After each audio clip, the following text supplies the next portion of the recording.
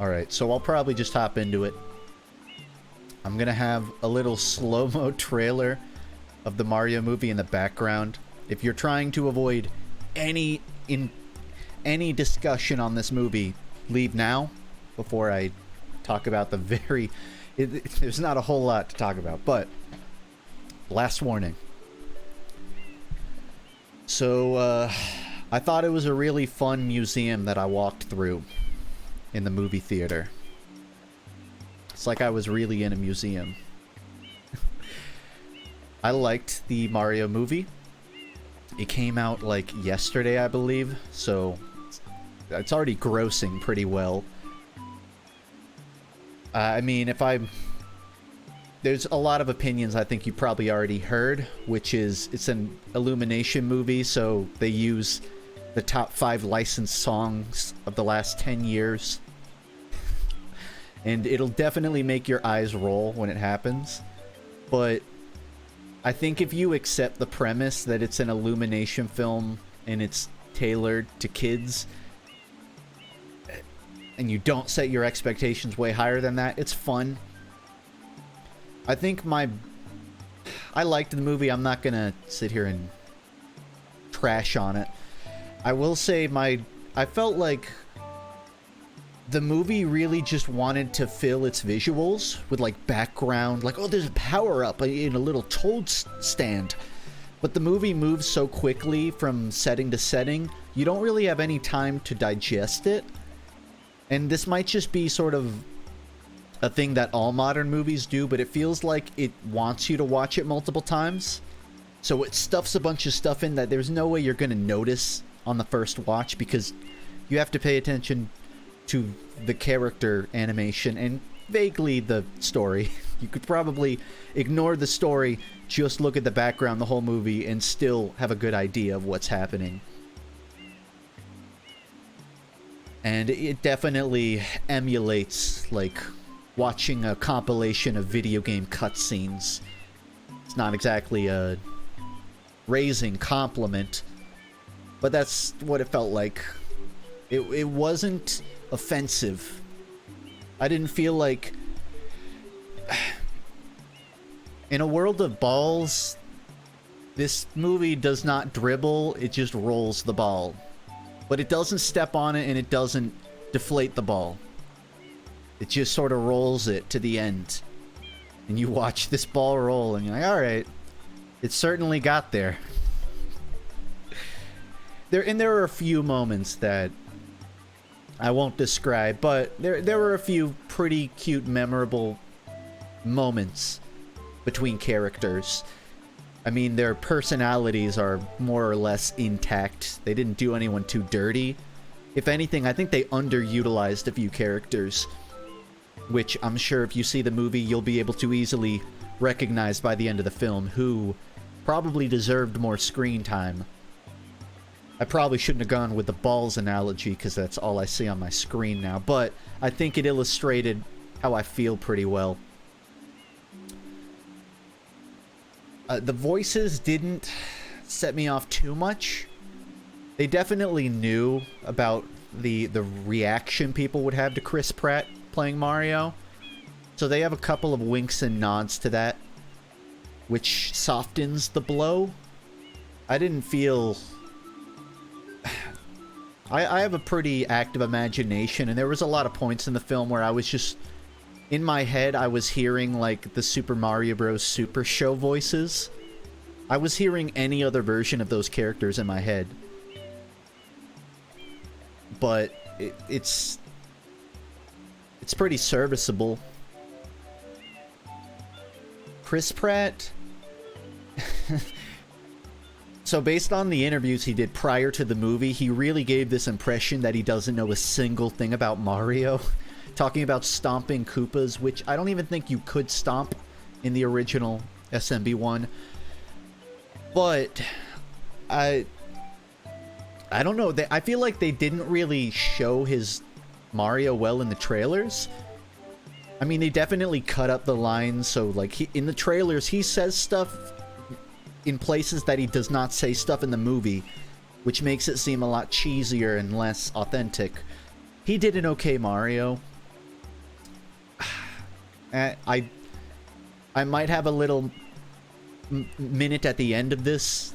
I don't want to talk about spoilers. There were points where it's very clear Chris Pratt can do a convincing and good Mario voice, but Illumination or the casting director definitely reeled him in from that as some sort of decision on the movie, that instead of going with these goofy voices, they just did sort of a happy thing. I think Chris Pratt was capable of a Mario people would have talked about longer than they probably will. I think what we got is something people will walk out of the theater like, alright, I didn't waste $10, but they're not gonna, I don't think that anyone's gonna be talking about his Mario in a year or two. Lord knows that this spawns some sort of cinematic universe, which is, I'm baseless. I'm just making a joke there, to be clear. But like, if we got more Chris Pratt Mario, I would be sad that they didn't go with someone else, but I don't think it would ruin any future stuff were that to happen.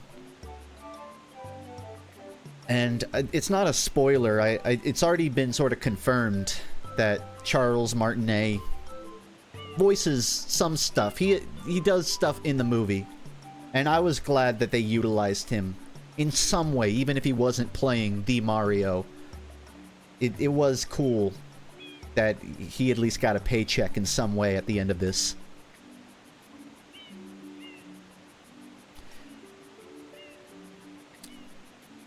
I think they,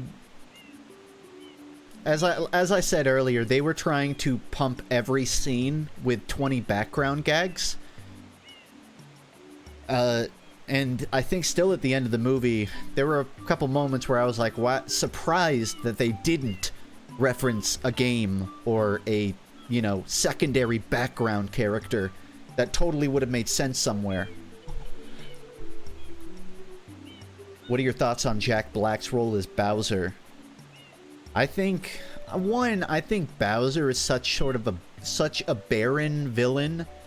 It's kind of hard to ruin Bowser, but I think Jack Black is someone who he always elevates whatever role you put him into. And I think he elevated Bowser. Unlike some of the other casts in the movie, you can really feel Jack Black having fun with his role, not just trying to appear to have fun. I think it's kind of interesting. Everyone shit on Chris Pratt for doing a normal voice, quote unquote, but everyone was cool with Charlie Day doing normal voice for Luigi. And I ended up coming out of the movie, I liked Charlie Day as Luigi, but you can kind of feel that he's maybe not, he's certainly not as invested in the material as Jack Black was. If I had to pick one voice actor who definitely gave 200%, as I'm sure many other people will tell you, Jack Black totally nailed Bowser. There's certainly other people that could have done a Bowser that would have maybe rivaled Jack Black, but I can't think of anyone where it's like, Jack Black was good, but XYZ would have been better. I could kind of say that for Mario or even Luigi, but I can't say that for Bowser. It was totally clean. And I think it's good that I'll give Illumination credit to this. Some people think it's a little silly. If you look at the models of these characters, it almost seems like they've been designed to match their voice actors in a way. At least in some sort of like abstract, round face kind of way.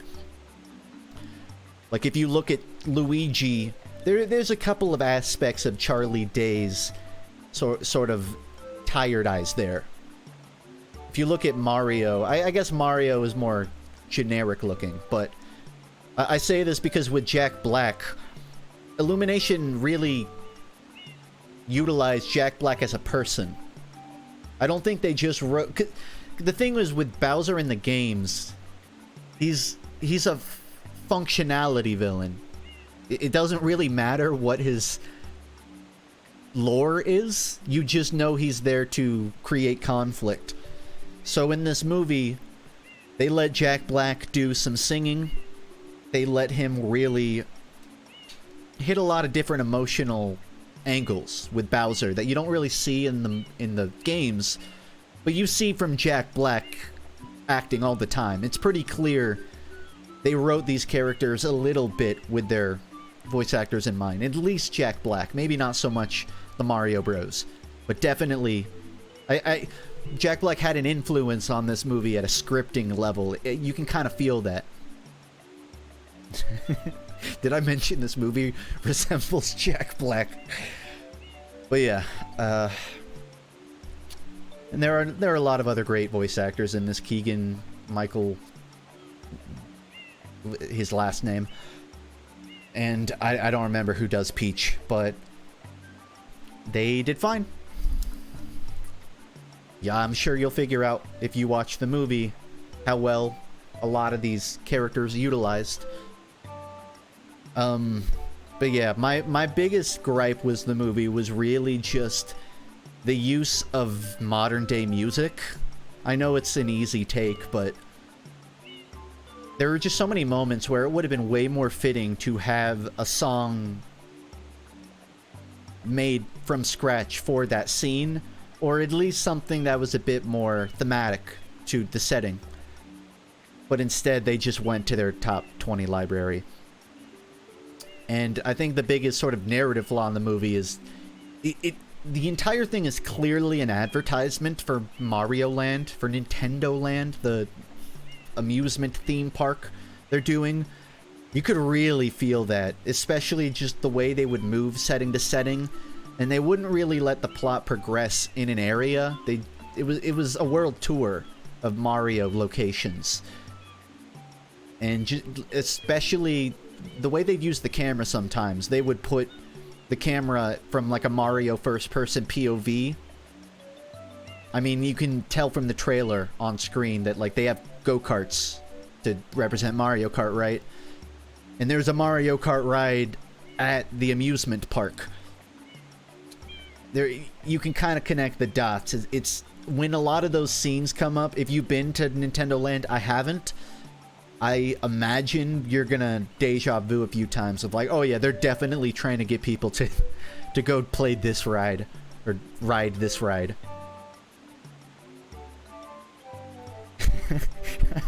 How are you supposed to know if they're in Brooklyn if there's no Beastie Boys song?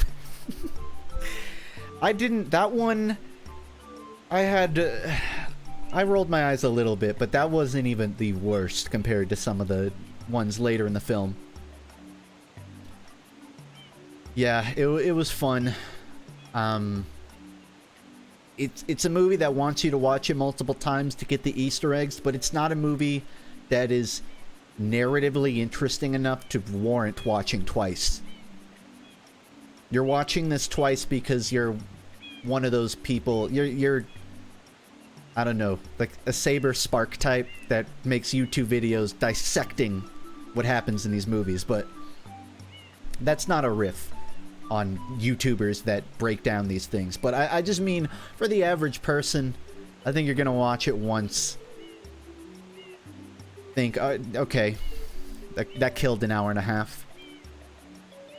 And I like that these franchises can be comfortable making movies. I thought it was interesting.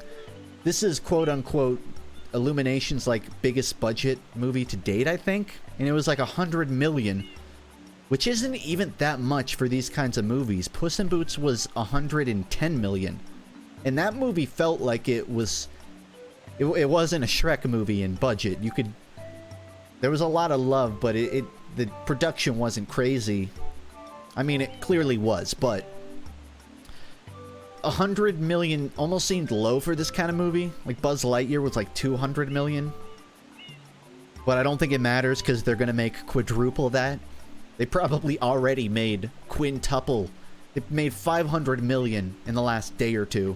They're going to make their money back and then some. So I guess if it's something they didn't need a bigger budget on, fine. It kind of shows in the script.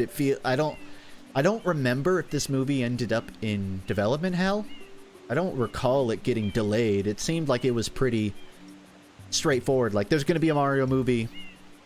Next year they drop a trailer. Next year it came out. It seemed like the production schedule was pretty tight.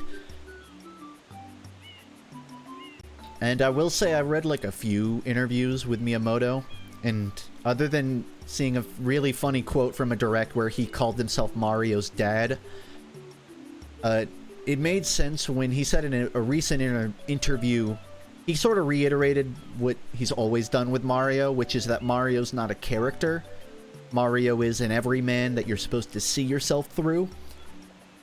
This movie would have been a lot better if all of the elements that weren't just recycled from games or Easter eggs, all of the like characters that show up on screen and you're like, oh, I haven't heard of them before, they don't really utilize them. They just show up and then disappear in the plot. I think if they had leaned more into that side of it, the side where Mario is just living in Brooklyn with like a business with his brother. I loved the start of the movie for that angle, and then it sort of fell to the wayside once he went through the cupboard to Narnia. I think if they had leaned a bit more into the stuff we haven't seen already, it would have been more interesting, but it probably wouldn't have been as talked about, or I don't know, it wouldn't have been as much of a trophy room of a movie for the franchise as it ended up being. Like, they wanted to get all of the references to the games out of the way. And if they end up going Sonic with it and creating sequels, I could kind of... It feels like they certainly have not drained the well of pulling from game plots and settings. But it would be cool if they were confident enough to try something a bit different. So, if I had to rate it, I don't have any Weezer album images on my... I might have a folder on my desktop. Give me a moment. This isn't like a funk study or anything, but... And I didn't prepare a rating. But if I had to pick one...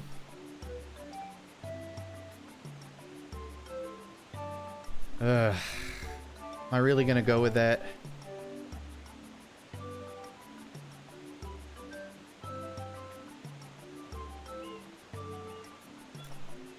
It almost feels too generous to say. But... kind of feels like a Green album. Out of a blue. You know what? Half a Green...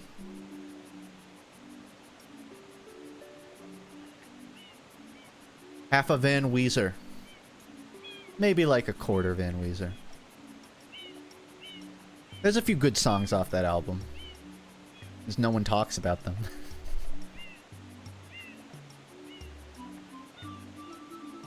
And, yeah, that's about my opinion. Thanks for listening.